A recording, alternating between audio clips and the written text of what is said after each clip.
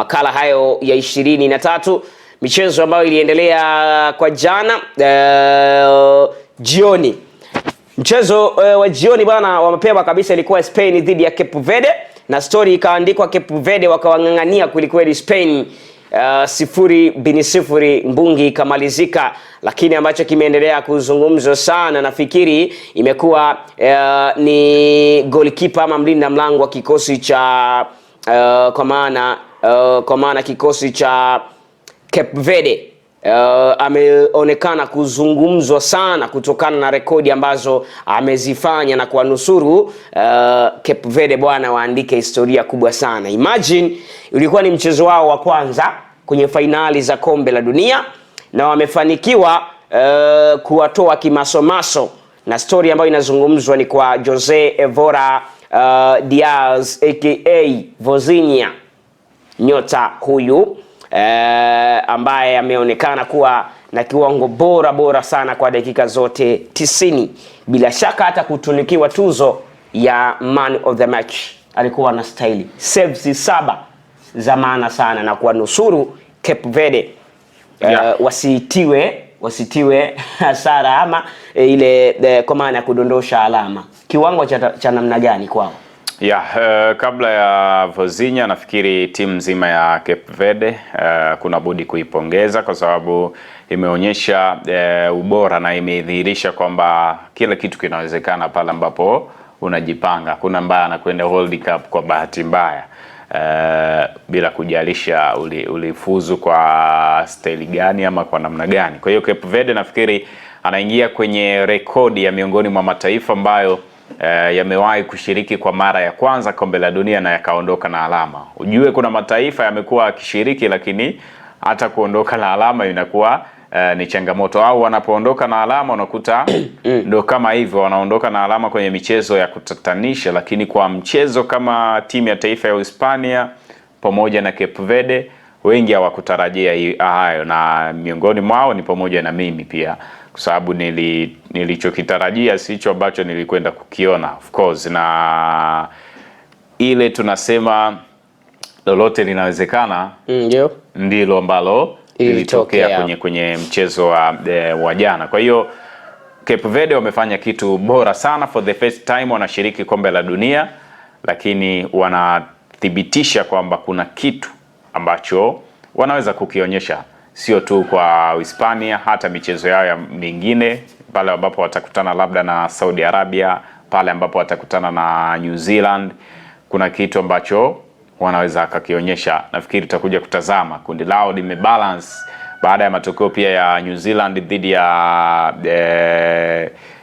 ilikuwa ni Irani, yes, sio Saudi Arabia, ni Irani, yes. Kila mtu ana alama moja mpaka sasa kwenye kundi. Ndio tuliangaze kundi, ni kundi H kama ulivyosema, kwa maana kundi H ambalo lina klabu kama Uruguay, Saudi Arabia, Spain na Cape Verde. Uruguay, Saudi Arabia, Hispania pamoja na Cape Verde. Kila mtu ana alama. Na kama kila mtu ana alama bado kundi ni open. Maana yake atakayeshinda mchezo ujao wa pili ndiye ambaye atakayeongoza, atakayekuwa top. Kwa hiyo bado kila mtu hana nafasi kwenye hilo kundi. Sio Cape Verde, sio Spain, sio Saudi Arabia, sio Uruguay, mabingwa wa kwanza kabisa wa kombe la dunia.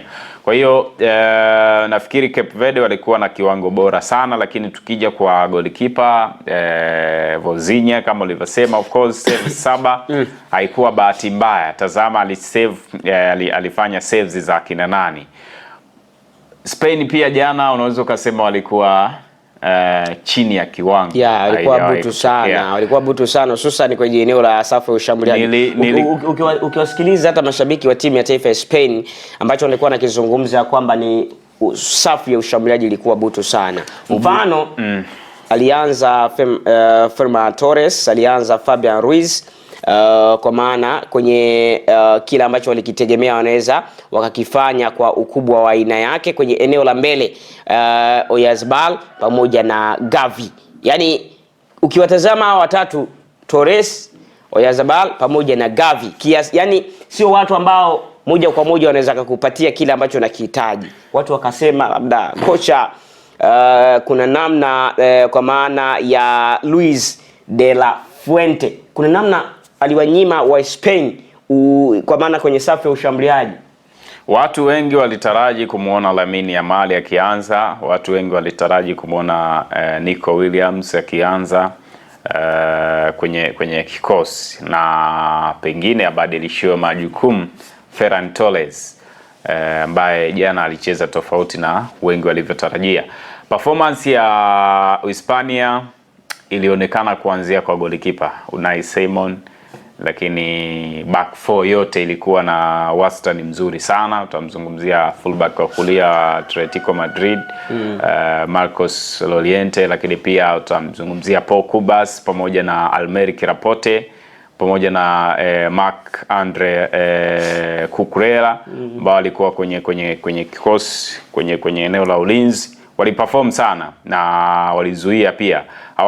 Sio kwamba Cape Verde waliwini sana kwenye saves, hususan kwa golikipa. Mara nyingi tumezoea golikipa anapokuwa na saves nyingi ni kwamba timu labda kule mbele haijafanya vizuri. Of course nao walifika, ndio maana hiyo safu ya ulinzi unaona ilikuwa bora sana. Lakini nilichokiona hata kwenye hizo saves 7, inawezekana hizo saves 7 zilihusika kwa mabeki, hususan wale mabeki wa pembeni Cucurella pamoja na Llorente, lakini pia zilitoka kwa eneo la kiungo ambapo alikuwa anacheza Rodri pamoja na Pedri na mwingine alikuwa nani, Fabian Ruiz, ambao alikuwa anacheza eneo la kiungo, kwa sababu kwa Ferran Torres nafikiri alianza na Gavi kule mbele na Oyarzabal hawakufanya kilicho bora sana. Walijaribu kadri ya uwezo lakini haikuwezekana.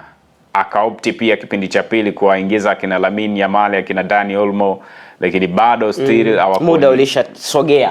Mikel Merino aliingia pia pamoja na Nico Williams, lakini walikuta wakati ambao timu imeshachelewa. Na wao wanasema kwamba mtu anakumbuka shuka wakati tayari kumekucha. Kwa hiyo Hispania, mtu anaweza akasema Luis de la Fuente amewanyima furaha, amewanyima burudani, lakini ukiangalia kilicho kuwepo kwenye mchezo na ukaangalia the way timu ambavyo ilikuwa inacheza, utasema kwamba inawezekana kweli aliwanyima kwenye selection ya first 11, aliwanyima.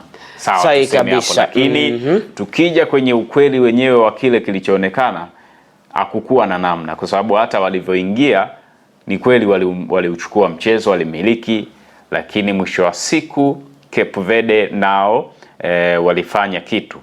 Na kilichonivutia kwa Cape Verde sio kwamba waliwabana Hispania tu, waliwabana kwenye labda kujizuia tu, kujilinda zaidi. Wao walikuwa sio kwa asilimia kubwa, lakini walikuwa wanataka kubalance. Kuna muda na wao walikuwa wanakuja kwenye lango la Hispania. Kwa hiyo ndo maana hata Unai Simon naye kuna baadhi ya saves alifanya. Ndo maana wastani wake wa ubora pia ulionekana kwenye mchezo. Kwa hiyo kwangu mimi naamini kwamba hata kama Luis de la Fuente alihusika, ila siwezi nikasema ni asilimia zote alihusika. Hata timu pia ilihusika kwa asilimia zake. Inawezekana yeye alihusika kwa kiasi kikubwa kwenye selection, lakini yeye pia ndo mwamuzi wa mwisho, ndo anajua kwamba kwa nini sijamwanzisha Lamine, kwa nini sijamwanzisha Nico, kwa sababu nakumbuka Nico Williams sidhani kama amecheza kwanza michezo ya mwisho ya Atletico Club Bilbao. Mchezaji ambaye alikuwa na injury ya muda mrefu sana kama unakumbuka vizuri. Mikel Merino sio mchezaji ambaye alipata game time ya kutosha kwenye mchezo ya mwisho ya Arsenal, alikuwa na majeraha, lakini wote hao walirejea na wakaitwa.